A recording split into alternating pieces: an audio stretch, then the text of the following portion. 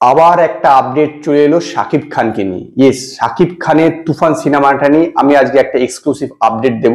শাকিব খানের এই বছর 3টে সিনেমা বেরোনোর কথা। আমি অনেকদিন আগেই বলেছিলাম যে রাজকুমার সিনেমাটা হয়তো এই ঈদে আসবে, কিন্তু না, রাজকুমার সিনেমাটা ঈদে আসছে না।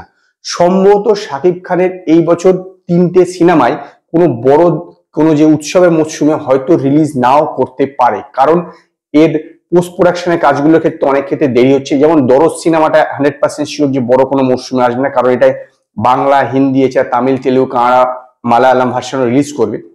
তো স্বাভাবিকভাবে সেটা কোনো বড় মরশুমে আসছে না।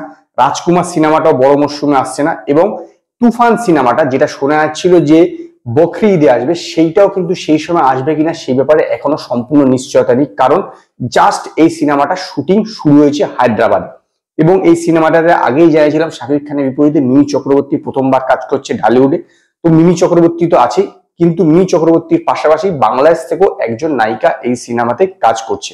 সিনেমাটি প্রডিউস করছে এসবিএফ, আলফা আই এবং চরকি যৌথভাবে, এবং এর ভারতে ও বাংলাদেশের সমস্ত জায়গায় টেকনিশিয়ানরা থাকবে, এর পাশাপাশি কলাকুশলীরা থাকবে। তার কারণ এটা ভারত এবং বাংলাদেশ দু জায়গাতে রিলিজ করবে।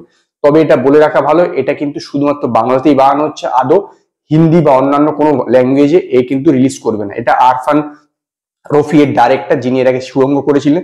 তো প্রথমবার এর সঙ্গে কাজ করছেন শাকিব খান, এবং এই সিনেমাতে বাংলাদেশ থেকে থাকছে মাসুমা রহমান আবিলা। যদিও তিনি বিশাল পরিচিত মুখ নন, তবে তিনি বেশ কিছু বছর আগে অলরেডি ঢালিউডে ডেবিউ করেছিলেন 2016 সালে রিলিজ হওয়া চঞ্চল চৌধুরীর সঙ্গে ফিল্ম আয়নাবাজিতে। তো তারপরে তিনি কিছু কাজ করলো, মাঝখানে বহুদিন তিনি কোনো কাজ করেনি। লাস্ট তার কাজ দেখা গিয়েছিল হচ্ছে অগস্ট 1975 সিনেমাতে।